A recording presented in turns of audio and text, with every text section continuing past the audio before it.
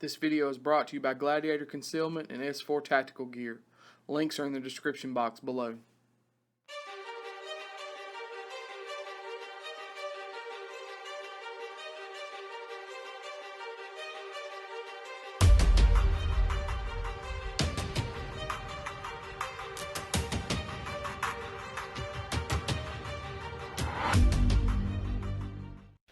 What's up, guys? It's Michael and Kyle with AKM Tactical. We appreciate y'all watching. So we got something pretty cool to show y'all today, so I'm going to let Kyle take it away. Yeah, guys, I'm excited. We got a brand new gun on the channel. I know another one. That's crazy. It's like the third gun. We got a Sig P320 compact with a grip shot. What? I mean, Sig ain't even really released this yet. I know. It's crazy. I'm just kidding, guys. So, we got my P320, and I've got the original frame with the magazine in it. Got the original frame that it came with, the P320 compact frame, and my brother picked up, like we had, we bartered and trading all the time, trading stuff, and anyways, he picked me up one of these to go with it. So what it is, it's a subcompact frame, and it fits my compact slide, or upper. So, I mean, this is basically like carrying a 19 with a grip shot. Yeah. Like, I can't tell you, like, when I put it on, I was like, oh, how awesome that is. Yeah, it really is pretty cool because it's very concealable. It's not quite as short as a 26, I don't think. Yeah. Well, actually, you know what? Hold that thought. Yeah. And check this, guys, while he's doing that. Lag Tactical holster, same holster I use for, my other frame. Because the frame, let me talk about this. The frame is a little different where this trigger guard is squared off, this one is rounded. Because this, they started this modular thing with a P250. And this is actually the subcompact P250. But anyways, check this out. Boom. Boom. Same holster. Same holster. Same. So yeah, it's gonna be, it's gonna be longer in the grip than a Glock 26 for sure. But you got to stop and think. It's hard to compare anything to a Glock 26 as far as subcompacts go. Those things, man, are just short. Yeah. And a little stumpy. But this is very concealable, and I really like it because it's the small. Yeah, I didn't know he got me the small grip. So it's a lot thinner. There's no bulge. Like, this has a little bit of bulge, a little bit of swell. I don't know if you probably can't see that, but there's no swell at all in this. It's very flat on the sides, and it's super comfortable, super comfortable. And it's still got the guard right here, so you don't have to worry about anything. I mean, it fits great. And of course, he got an FDE. Yeah. Which, if you've been following my EDC stuff, you know I like FDE stuff.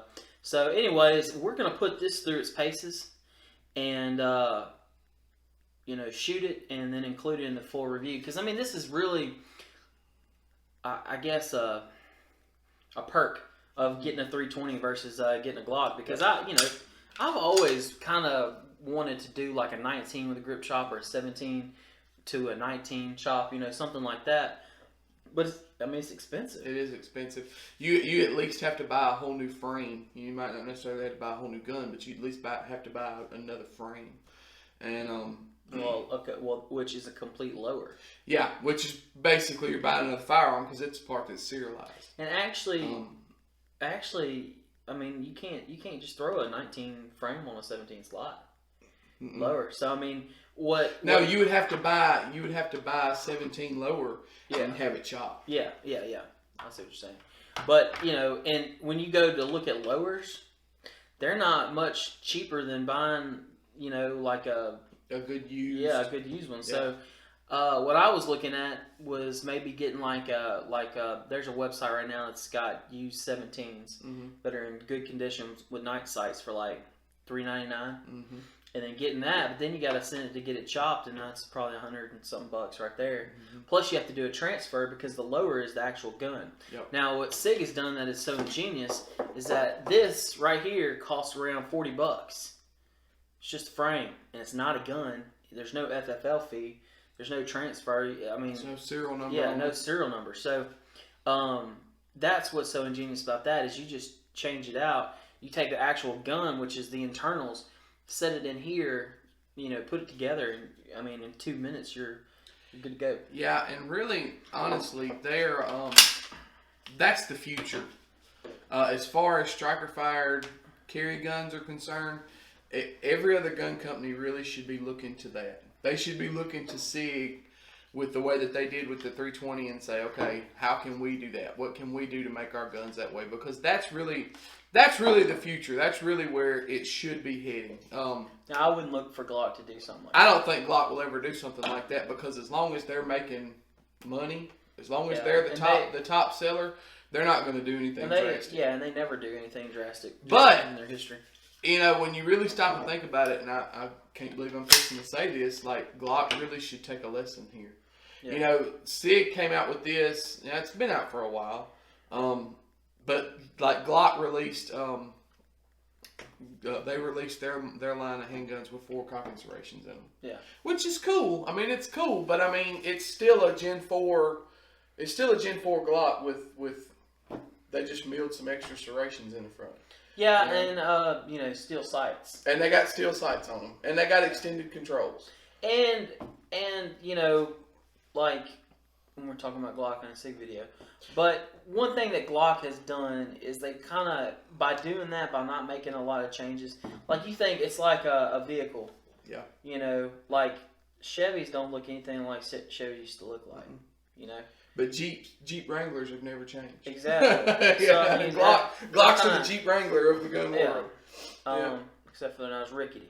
Yeah. For all you Jeep guys, I'm not knocking you, man. Like, I almost bought a Jeep, but it wasn't practical because I was, Yeah, that's what I wanted to, but I couldn't drive it every day. It was too rough. But anyways, guys, so the P320 is a gun that I'm excited about. I am carrying, and I haven't carried it like this because I still need to get some mags for it. Because, if you do this, then you've got to get the subcompact mags. Yeah. So I've got to do that before I carry it in this configuration. I can still shoot at the range like this. But, yeah. So, anyways, and another thing, this is kind of a 320 update.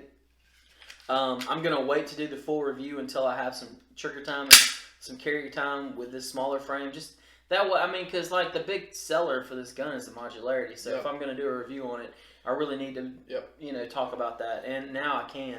So, anyway, so I'm gonna do that, but just a little update on it. That trigger, after 500 plus rounds, probably really closer to 6, has gotten even better. Yeah. I mean, wouldn't you say so? Yeah, I would. It's weird, but it was kind of. It's like the break is crisper. Yeah. And the reset seems to be a little bit louder, maybe a little more audible, and the trigger has gotten better on it. And just pretty much every gun. And it had a good trigger to begin with. So yeah, and I mean pretty much every gun's like that. That's why Michael polishes the internals of our Glocks.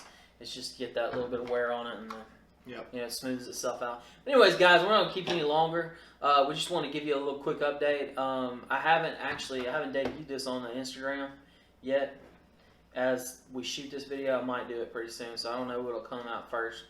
But anyways, guys, we just want to hit y'all with that, and stay tuned because eventually we're gonna do a full review. I know there's some of you guys that are kind of waiting on a full review, but if you're on the fence about it, man, just go get it. Just do it. Yeah, you won't regret it. Yeah, it's a good purchase. I really thought I would regret it because this and this are the same thing, but I don't, man. It's a solid gun, and I'm gonna put it to use. Yeah, it is an awesome gun. You go ahead and get it. You won't regret it. But anyways, guys, we appreciate y'all watching. You know what to do. Like, share, subscribe. If you have any questions or comments, you can put them in the comment section below, or you can jump over to the Facebook page. We always get into a more in-depth conversation there. We will provide links to all of our social media outlets and sponsors in the description box below. But as always, guys, we appreciate y'all watching, and y'all be safe.